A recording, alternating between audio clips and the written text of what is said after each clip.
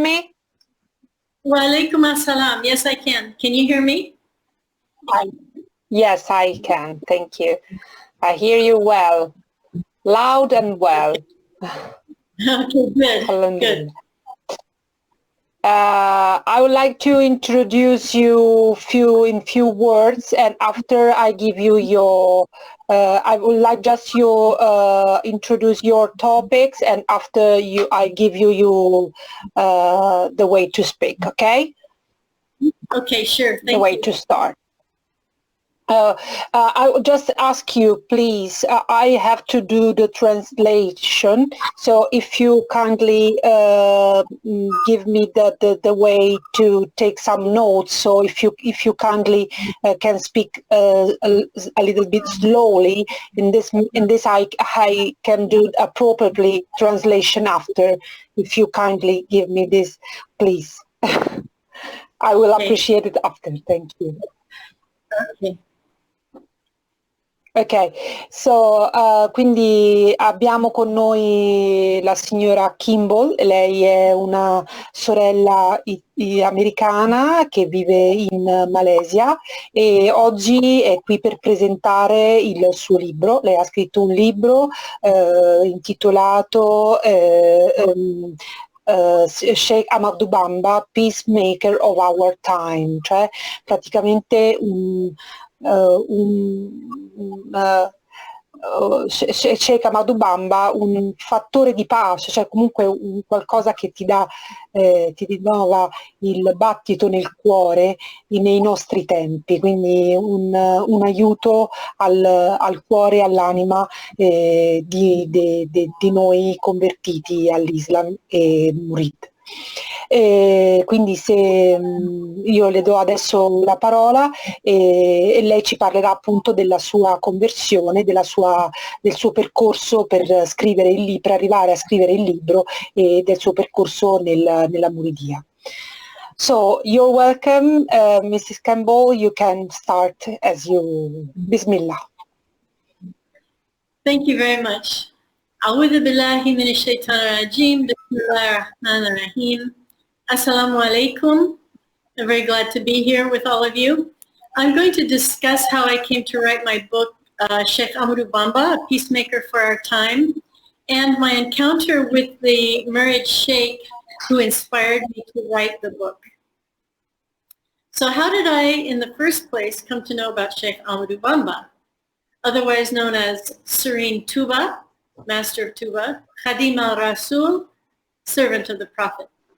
So since over 20 years ago, I had been a peace activist, and I had come to learn about the plight at that time, over 20 years ago, the plight of the Iraqi children in particular who were suffering and dying from not only the repercussions of aerial bombardment of their country by foreign nations, but even more importantly by the economic sanctions that were considered more devastating than the bombs being dropped. So this was before it became common knowledge that the reason for this massive destruction was entirely fabricated. So I sat with dying children and their devastated mothers to see firsthand what genocide masquerading as foreign policy looks like. Sorry to start with such a heavy topic, but this state of affairs by governments and large corporations has not ended. And tragically, as we know, this policy of undermining human rights and human life continues in many parts of the world.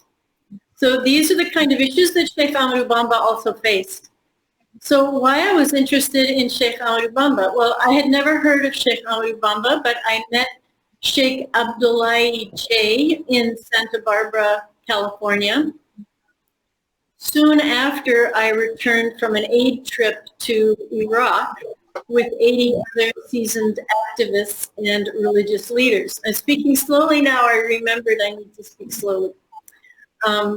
So Sheikh J was involved in global peace initiatives. He spoke at the United Nations and the World Conference of Religions and other places, and he was concerned about the plight of humanity. And at the time, the Palestinian-Israeli situation seemed to be the big powder keg in the Middle East. So now, here we are 20 years later, and we are still shockingly seeing devastation there and at the holy site of Al-Aqsa Mosque. So he was very interested in helping to bring peace to this region and to spread the knowledge of the ages and of the prophets, and especially through the teachings of Sheikh Ahmadou Bamba, though he did not always reference Sheikh Ahmadou Bamba. And Sheikh J gave some very specific instructions on how to help to achieve peace in the area. And he talked about leaders of different faiths coming together to pray about the Palestinian plight.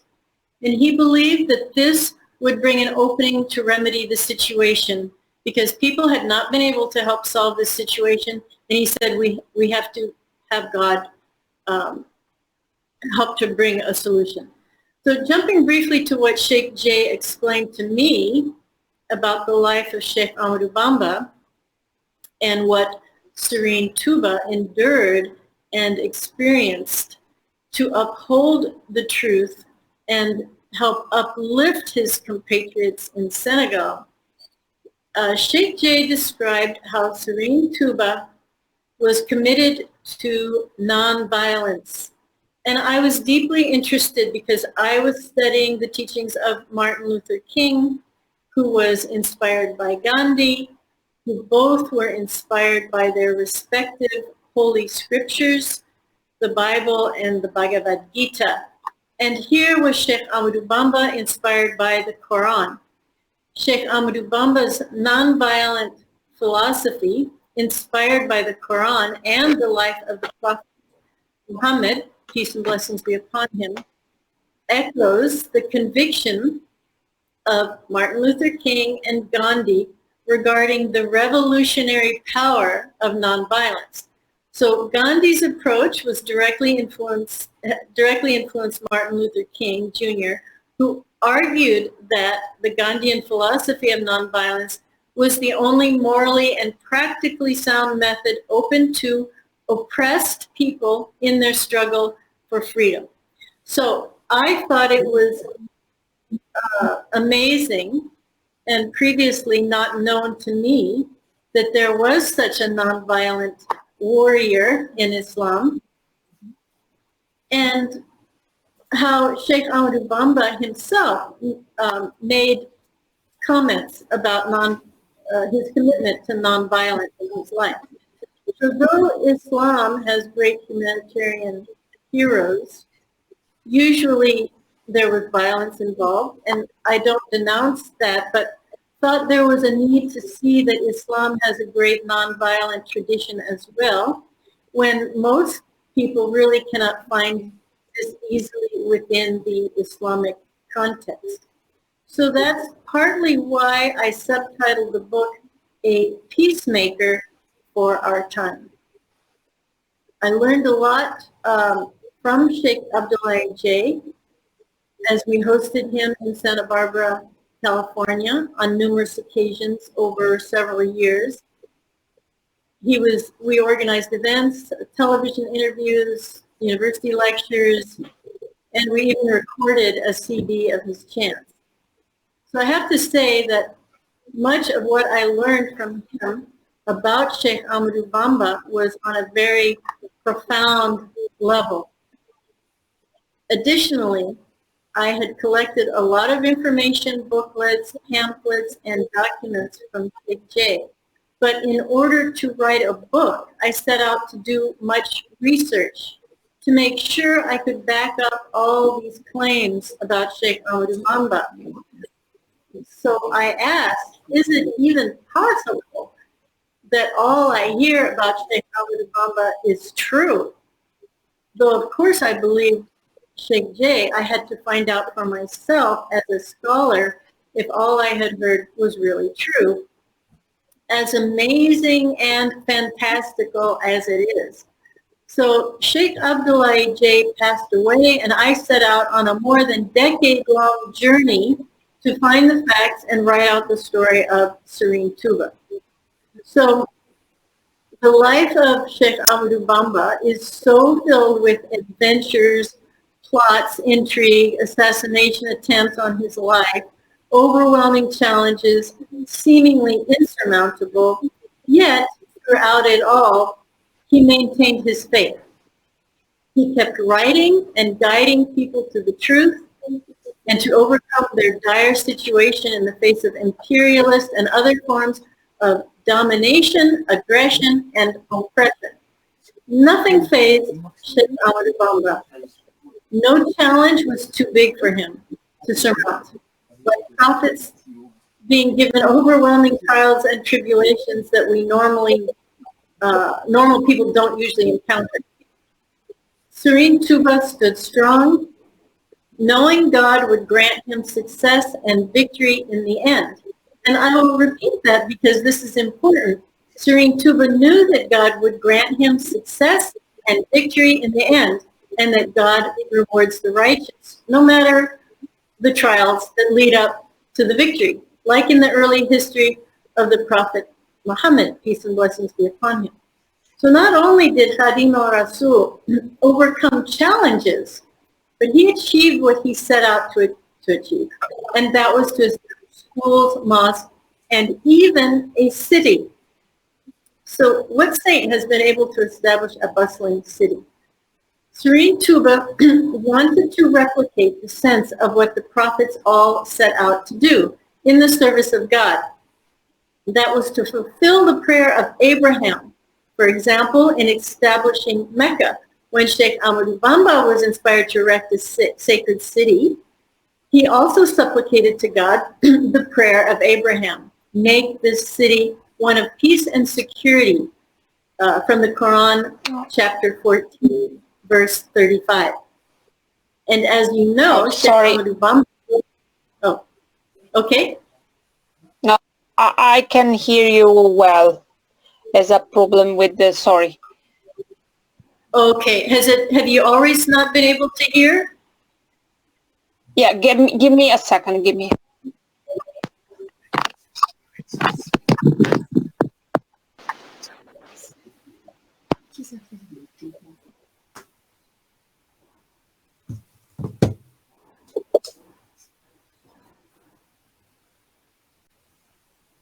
No. Can you hear me?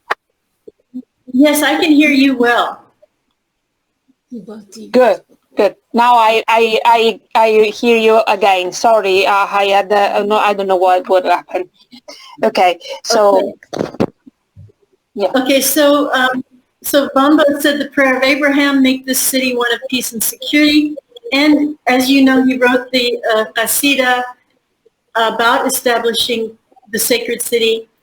It's called Matlab al-Fawzain, the quest of happiness in the two worlds.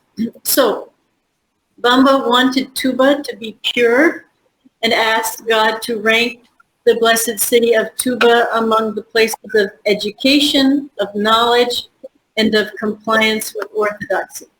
In that light, Sheikh Ahmadou Bamba set out to discover the place of where to establish Touba. Touba means bliss, and it's reminiscent of the paradise promised in the Quran. And I quote from the Quran, those who believe and do right, joy is for them and bliss, Touba, their journey's end. Chapter 13, verse 29. In relation to the massive pilgrimage that occurs every year now to Touba, where Serene Touba is buried, I'd like to speak about something else in this short amount of time that I write about in my book, and that is Sheikh Ahmadou Bamba's mother, Sokhna Mamjara Bousso. And since we just had Mother's Day, when the pilgrimage is made to Touba, her place of rest and mosque is also often visited, as she is considered the sacred mother. So, and the two of them are often seen as one in a spiritual light. And that second pilgrimage to Port-au-Prince is the second largest pilgrimage in Senegal. Interestingly, gender differences dissolve somewhat during this Magal, and there's a complementary union that his mother and he personified together.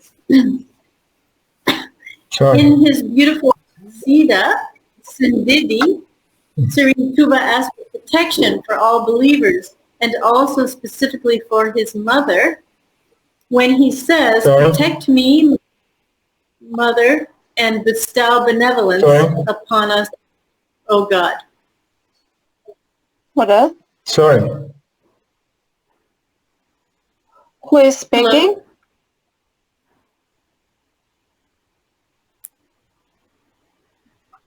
So I'll continue. I don't know. So this is followed by more verses about her. So Serene Touba's legacy is a testament to what leads to peace. How is it that Senegal became a relatively peaceful nation amidst all the turmoil experienced by its neighboring countries?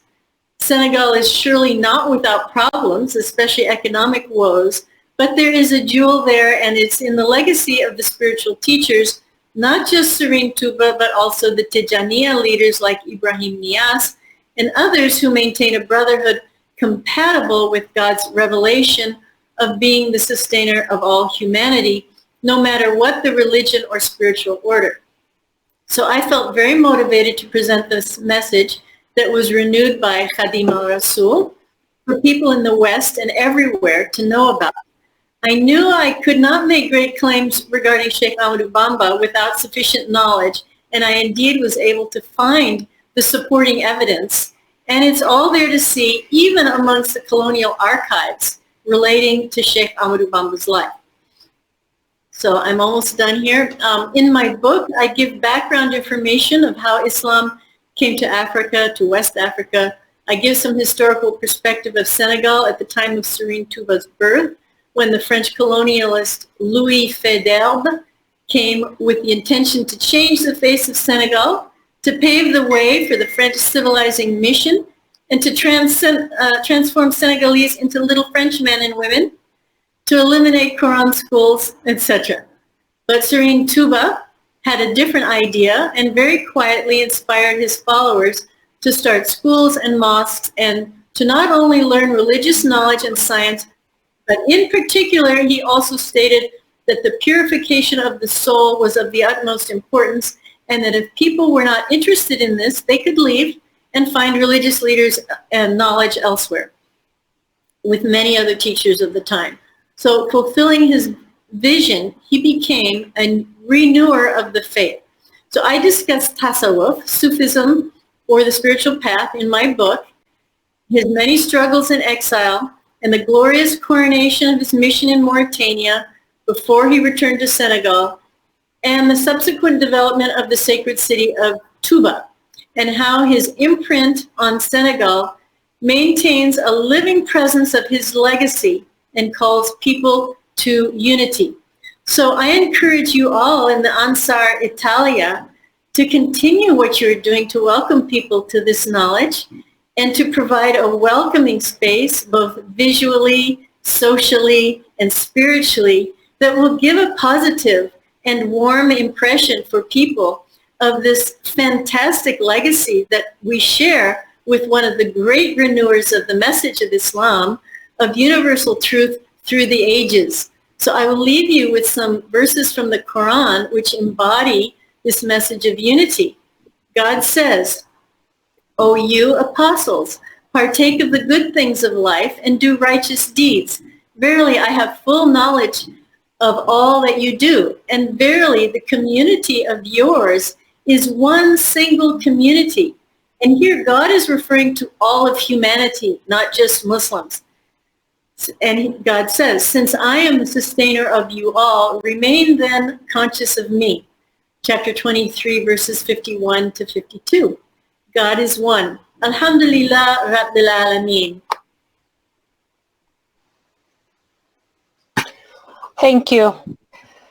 Okay, You're so welcome. okay.